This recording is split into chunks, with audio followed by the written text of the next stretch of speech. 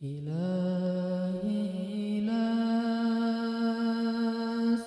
للفردوس أعلى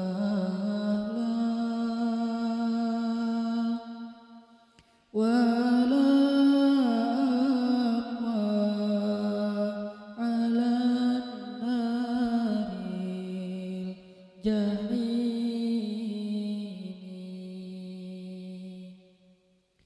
فهب لي توبة واغفر ذنوبي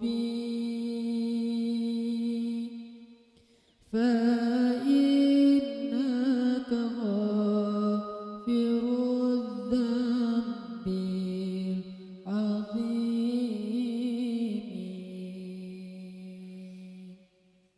Teman-teman sekalian, bait-bait kasidah itu ditulis dan dirangkai oleh para ulama adalah tentang pengakuan dosa seorang hamba.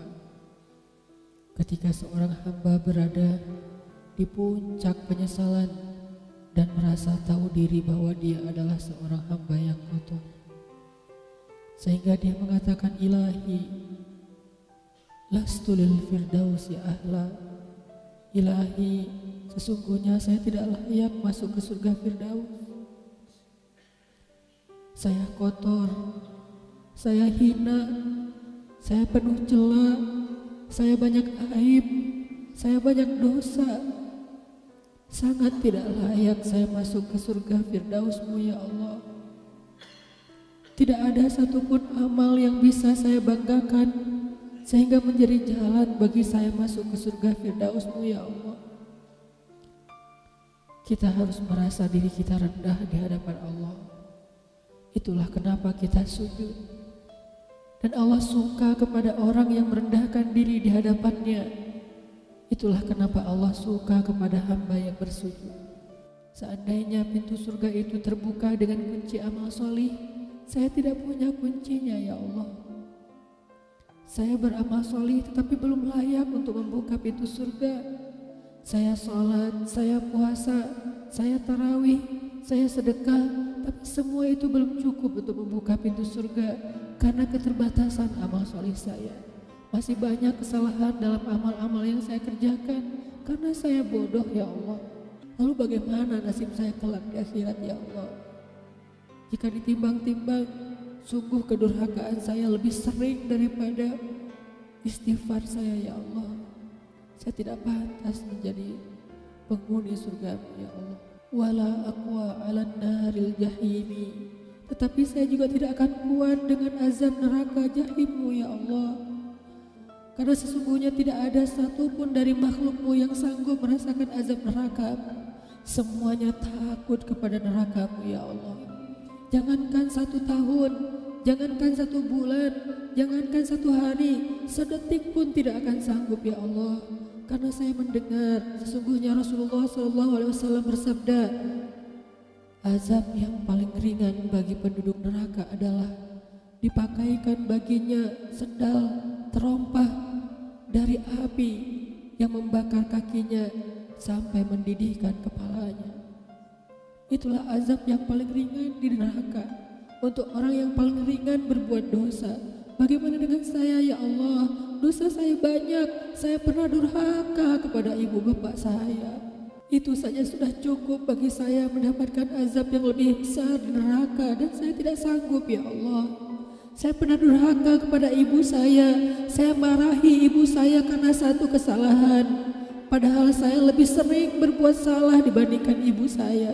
Tapi ibu memaafkan saya.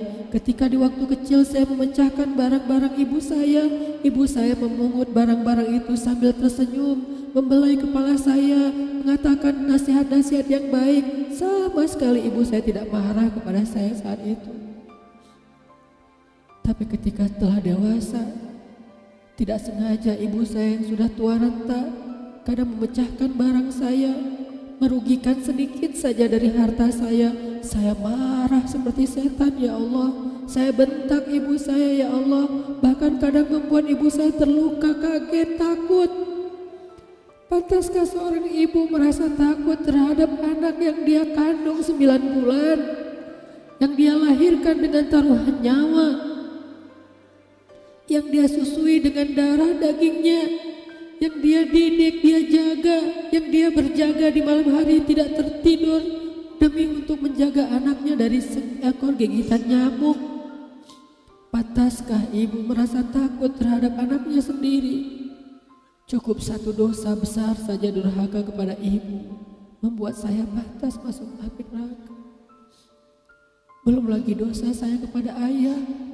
Ketika saya berdebat habis-habisan di hadapan ayah saya, hanya ketika ayah saya menasihati saya dengan satu nasihat sederhana, saya debat dia, seolah-olah wawasan saya lebih banyak, ilmu saya lebih banyak, pergaulan saya lebih luas, pendidikan saya lebih tinggi. Padahal semua itu saya dapatkan hasil dari perjuangan dan pengorbanannya. Ketika keduanya sudah menjadi tua dan lemah, kadang keduanya rindu kepada saya, ya Allah. Mereka memberi kami pesan, ya Allah. Mereka bertanya, bagaimana kabarmu anakku? Tapi kami tidak peka.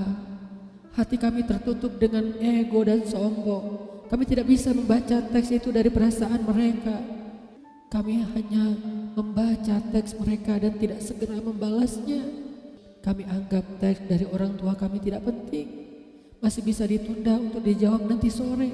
Padahal mereka sedang kangen, sedang rindu kepada kami, ya Allah. Mereka tidak mengatakan kami rindu kepadamu, wahai anakku, karena mereka tahu kalimat itu akan mengganggu kami. Kalimat itu akan menjadikan hari kami tidak lagi mudah. Kalimat itu akan merusak konsentrasi kami dalam bekerja. Kalimat itu akan menghalangi banyak urusan kami, sehingga mereka menahan diri. Mereka hanya bertanya, apa kabar kami? Lalu kapan kami berbakti kepada mereka, ya Allah? Sampai seusia ini kami masih merepotkan mereka, ya Allah. Kapan kami akan berbakti kepada mereka? Rasanya kami lupa. Entah kapan kami pernah memijat kaki mereka setelah mereka seharian bekerja. Entah kapan kami pernah memberikan minuman hangat untuk mereka. Kami durhaka kepada orang tua kami, ya Allah. Bahkan setelah mereka wafat, kami lupa mendoakan mereka di dalam sholat kami. Harusnya kami disiksa di api neraka, tetapi kami tidak kuat, ya Allah. Belum lagi durhaka, kedurhakaan kami yang lain, dosa-dosa besar kami yang lain. Kami pernah bermaksiat kepadamu diam-diam, ya Allah. Kami pernah berbuat dosa diam-diam, dan padahal kami tahu itu dosa besar. Tapi kami tidak peduli, kami tidak takut kepadamu. Seolah-olah ancamanmu itu hanyalah mitos, seolah-olah ancamanmu itu hanyalah fiktif, seolah-olah apa yang kau firmankan di dalam Al-Quran itu tidak benar-benar ada. Kami sombong, menantangmu dengan berbuat dosa.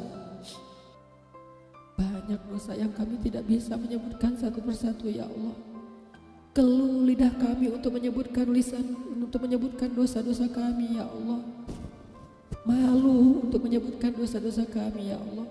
Tidak ada yang bisa kami harapkan darimu selain Engkau terima taubat kami, ya Allah.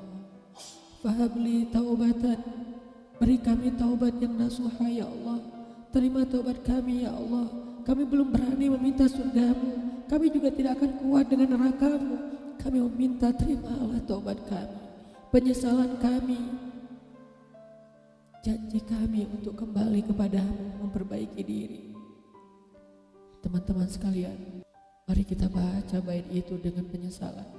Kita baca bait itu seolah-olah kita sedang curhat kepada Allah Subhanahu wa Ta'ala. Ilahi ilas Firdausi ahla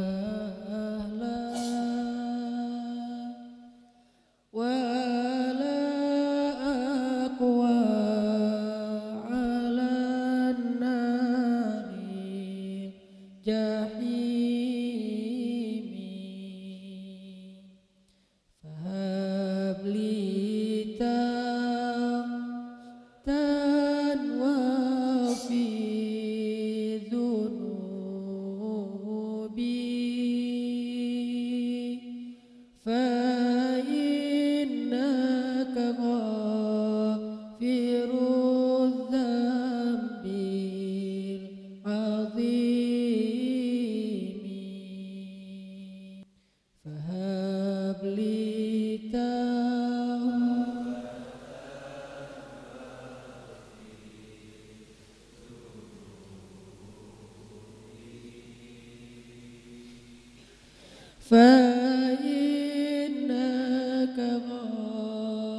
الذنب